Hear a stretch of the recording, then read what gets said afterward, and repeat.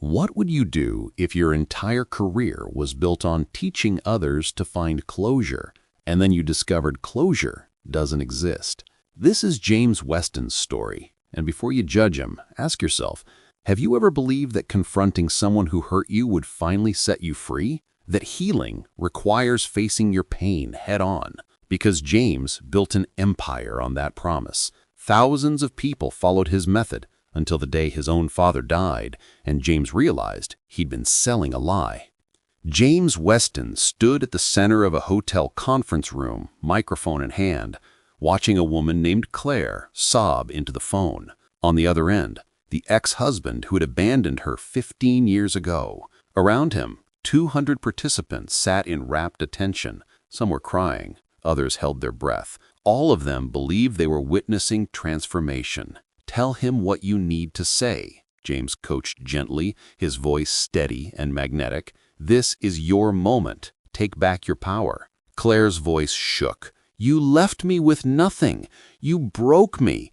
But I need you to know, I survived, and I don't need your validation anymore." When she hung up, the room erupted in applause. Claire collapsed into her chair, exhausted but smiling. Cameras captured everything. This moment would be clipped, edited, and shared across social media by morning. At 36, James had become a household name in trauma therapy. His best-selling book, The Power of Closure, sold 500,000 copies. His viral workshops filled venues across the country. Corporate sponsors funded his retreats. The message was simple, seductive, and seemingly irrefutable. You can't heal until you face the one who hurt you. Closure is not optional, it's earned. Estranged daughters confronted absent fathers. Abuse survivors wrote letters to their attackers. Abandoned spouses demanded explanations from the partners who left. And James guided them all with the calm authority of someone who'd transcended pain himself. Closure isn't about them forgiving you. It's about you confronting the source of your wound. That's where healing begins. His assistant nodded, packing up equipment. "People really believe in you, James. They trust you." "Because it works," James said simply, his blue-gray eyes confident. "I've seen it work thousands of times." The footage spread everywhere. James guiding a man through a phone call to his estranged mother, a woman reading a letter to her childhood bully, a father confronting the drunk driver who killed his son in a restorative justice session. Every clip showed the same thing: catharsis, tears, release. People thanking James afterward, saying they finally felt free. The comments poured in. "This changed my life. I finally confronted my abuser because of you." Closure is everything. James's calendar filled months in advance. Speaking invitations, podcast interviews, a streaming documentary in development. He was doing exactly what he was meant to do, helping people heal. Behind his polished desk, James's office walls displayed his credentials, awards, and framed testimonials. But there was one photo conspicuously absent: his father. When journalists asked about his own story, how he discovered this method, James deflected smoothly. "My work isn't about me, it's about the people I serve." But his assistant had noticed. In 5 years of working together, James had never once mentioned his father, never talked about his childhood, never revealed the wound that drove him to help others close theirs. When pressed, James would smile and redirect. The therapist's trauma isn't the patient's concern. And everyone accepted that answer, because James seemed healed, calm, articulate, transcendent. But beneath the polished exterior, something rigid was taking hold. 3 months after her breakthrough moment, Claire sent an email James tried to ignore. "James, I thought confronting my ex would free me. Instead, I'm more anxious than before. The call re-traumatized me. I keep replaying it. I thought I'd feel closure, but I just feel broken again. Did I do something wrong?" James stared at the message, his jaw tightening. Then he typed a response he'd sent dozens of times before. "Healing isn't linear. The discomfort means you're processing. Stay with it." But Claire wasn't the only one. Other messages began appearing. A father who tried to reconcile with his estranged daughter, only to be rejected again, now feeling worse than before. A survivor who'd confronted her abuser through James' script, and left shaking, unable to sleep for weeks. A man who'd paid $3,000 for James' intensive program demanding a refund because your method made everything worse. At a team meeting, James' assistant brought up the complaints. Carefully, diplomatically. James, we're getting more reports of people feeling re-traumatized. Maybe we should add more support resources or screen participants more carefully. James' expression didn't change, but his voice cooled. Trauma work is uncomfortable. That's the point. If people aren't willing to sit with their pain, they're not ready to heal. But what if the method itself is... The method works. James cut him off, his tone final. The issue is people not following through. They want healing without the hard work. His assistant didn't push further, but she'd seen this before. Brilliant people so invested in their theories that they couldn't see when reality contradicted them. Between workshop sessions, James sat alone in green rooms, rubbing his temples. His publicist forwarded him critical articles. A psychology journal questioned his methods. Colleagues who'd once endorsed him began distancing themselves. But James doubled down. He hired a PR firm. He issued statements defending his approach. He added legal disclaimers to his workshops. "Pain is resistance," he repeated in a podcast interview, his voice steady but his hands clenched. "The more it hurts, the closer you are to closure. That's the process." Listeners heard confidence, but James heard something else, the sound of someone defending a crumbling foundation. The call came on a Tuesday evening. James was editing footage from his latest workshop when his phone buzzed with an unknown number. "Is this James Weston?" "Yes. Who's calling?" "This is Valley Memorial Hospital. I'm calling about your father, Richard Weston. I'm sorry to inform you that he passed away this morning." The room tilted. James gripped the edge of his desk. What? "He had a sudden cardiac event. He didn't suffer. Your contact information was listed as his emergency contact from years ago. There's a service being planned for Friday." After the call ended, James sat in silence for 20 minutes. His mother had left when he was 12. His father remarried quickly, started a new family, and essentially erased James from his life. No calls, no birthdays, no graduations, just silence that stretched for 24 years. And now he was dead. James stared at his computer screen, a frozen frame of him coaching someone towards closure. "I should feel something," he whispered to the empty room. "This is it. This is my moment." But all he felt was numb. James flew to Colorado against his better judgment. His mother had called, her first contact in years, urging him not to go. "There's nothing there for you, James. That man never cared." But James insisted, "I need to do this. For closure." He said the word like a shield, like a promise, like a prayer. At the funeral home, he tried to practice what he preached. He'd written his speech, prepared what he'd say to his father's grave. This was supposed to be his turning point, the moment he modeled his own teachings. But his father's new family wanted nothing to do with him. His stepmother avoided eye contact. His half-siblings, strangers with his father's eyes, treated him like an intruder. When James tried to speak at the service, the funeral director gently but firmly told him the family had requested he not participate. "I'm his son," James said quietly. "They don't see it that way." James sat in the back row, surrounded by people who knew a version of his father he'd never met. They told stories of a devoted husband, a loving father, a man who coached Little League and attended every recital, everything James had never had. After the service, James stood by the gravesite alone. Everyone else had left. He tried to say the words he'd prepared, his closure script, his confrontation, his demands for answers, but his throat closed. The words felt hollow, performative, meaningless. He waited for the wave of catharsis he'd promised thousands of people, the release, the peace, the sense of finally being free. Hours passed. The cemetery grew dark. Nothing came. Just an ache, heavier than before. James drove for days. through mountain passes and rural backroads, unable to face returning home.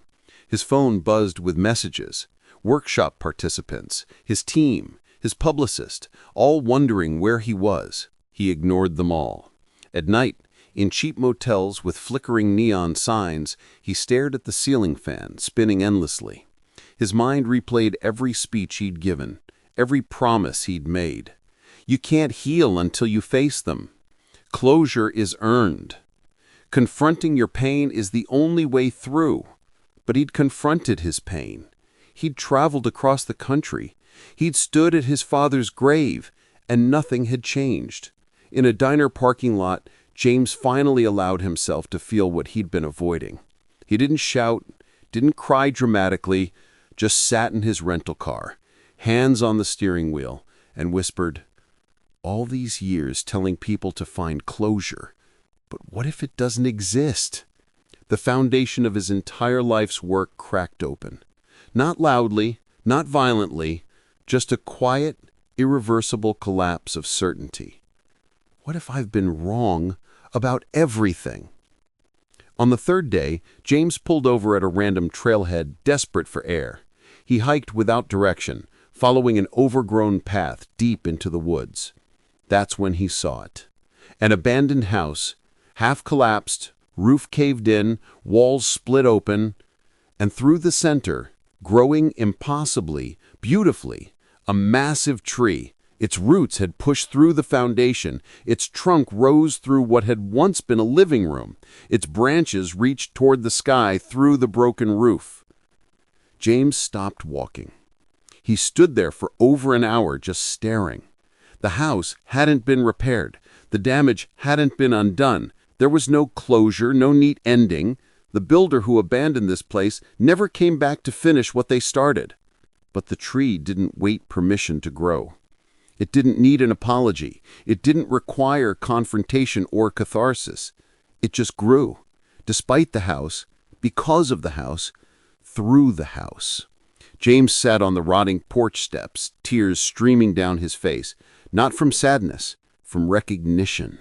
The tree didn't need the builder's permission, he whispered. For the first time in his life, James understood closure wasn't something his father could give him. It never was, because his father was gone, and even when he was alive, he was never going to be the person James needed him to be. Waiting for that moment, demanding that confrontation, seeking that explanation, it was like waiting for the builder to return and restore the house. But life doesn't pause for closure. Growth doesn't require permission from the people who hurt you. I've been teaching people to wait, to hold their healing hostage until someone else gives them permission to move forward. He thought about Claire, the father who was rejected, the survivors he'd encouraged to confront their abusers, all of them waiting for a door to close that might stay open forever. What have I done? James stayed in a cabin near the trail for a week. No workshops, no calls, no polished content, just him, a notebook, and the tree he visited every day. He began writing, not for an audience, but for himself. Closure isn't a gift someone gives you. It's something you grow despite them. Healing doesn't require confrontation. Sometimes it requires acceptance that they'll never understand what they took. The strongest thing we can do isn't forcing a door closed. It's learning to write new chapters while the old door stays open. His phone had dozens of missed calls. His team was panicking. His next workshop was in 3 days. James picked up the phone and sent one message to his assistant. "Cancel everything. I need to rebuild." When James finally returned, he didn't film in his polished office. He filmed in the woods, by the abandoned house with the tree. No script, no confidence, just raw honesty. "I was wrong," he began, his voice quiet but steady. "I've spent 5 years telling people they need closure, that they need to confront the person who hurt them, that healing requires facing your pain head on. But I was teaching you to wait for something that might never come." He showed the tree, the house, the growth that happened without permission. "This is what I should have been teaching, how to grow anyway, how to build new meaning from the ruins, how to stop waiting for the people who hurt you to close the door and start writing new chapters instead. The video went semi-viral, not because it was inspirational, because it was a confession. Comments flooded in. Thank you for saying this. I've been waiting for closure for 10 years. This changed everything. This is what I needed to hear. But some followers were angry. You ruined my life with your method. I confronted my abuser because of you, and it destroyed me. You're a fraud. James read every single comment. He didn't defend himself. He didn't argue. He just listened. James reached out personally to the people who'd reported harm. He started with Claire. They met at a quiet cafe. She looked exhausted, guarded. I'm not here to defend what I taught you, James said immediately. I'm here to apologize. What I told you to do, confronting your ex, I believed it would help, but I was wrong, and I'm sorry. Claire's eyes filled with tears. I trusted you. I know. You shouldn't have. I was so convinced my method worked that I ignored the people it was hurting. How are you now? I found a new therapist, one who's helping me heal without needing him to give me anything. It's slower, harder, but it feels real. That's what I should have been teaching all along. Before she left, Claire asked, "What made you change?" My father died, and I realized closure was never going to come, so I had to learn to grow without it. 6 months later, James launched something completely different, the Growth Project. No more confrontation therapy, no more scripts for closure conversations. Instead, wilderness retreats where participants planted trees, each one representing what they could grow from their pain without needing an apology. The first retreat had 20 people, survivors, estranged children, abandoned partners, all of them tired of waiting for closure that never came. James led them to a clearing in the woods. No microphone, no cameras, just shovels, saplings, and honest conversation. We're not here to close doors. We're here to plant something new, something that grows despite the past, not because of closure, but because you're still here, and you deserve to grow. One by one, participants planted trees. Some cried. Some sat in silence. Some shared their stories. And for the first time in his career, James didn't promise them catharsis. He just offered them dirt, seeds, and time. James' work transformed. He partnered with trauma therapists who focused on acceptance-based healing. He created resources for people who'd never get closure because the person who hurt them was dead, unavailable, or unwilling. He wrote a new book, Growing Through Open Doors, Healing Without Closure. The message was different, humbler, more honest. Life isn't about closing chapters. It's about learning to write new chapters, even when the old ones never end the way you wanted. His following changed. Fewer viral moments, but deeper connections. People who were tired of waiting for permission to heal. 1 year after his father's death, James returned to the abandoned house. The tree had grown taller. The house had decayed further, but together they'd become something beautiful. Not despite the damage, but integrated with it. James placed his hand on the bark. He still didn't have closure with his father. He never would, but he'd learned to grow anyway. Thank you, he whispered to the tree, to his father, to himself, for teaching me what I couldn't learn any other way. Thank you for joining me for another story here on The Turning Point. James's journey reminds us that closure isn't something they give you, it's something you grow despite them. The deepest form of healing isn't confronting the one who hurt you, it's accepting that they might never understand, never apologize, never change, and choosing to grow anyway. Have you ever believed that you couldn't move forward until someone gave you closure? Maybe you waited years for an apology that never came, believing that healing required their permission. Maybe you confronted someone hoping it would set you free, only to feel more trapped. Or maybe you've been on the other side, watching someone you hurt refuse to let go, demanding closure you can't give. What would happen if the next time you felt stuck, instead of demanding the door close, you asked, "What can I grow while this door stays open?" What if healing looked less like confrontation and more like planting seeds in the ruins? Maybe you're James, building your identity on a method that sounds right but doesn't work for everyone. Or maybe you're Claire, re-traumatized by seeking closure that wasn't yours to claim. Or maybe you're somewhere in between, learning that the strongest thing you can do isn't forcing someone to see what they did, but choosing to grow despite them never seeing it. But here's what I want you to consider. What if the people who hurt you will never give you what you need? What if waiting for closure is actually keeping you stuck?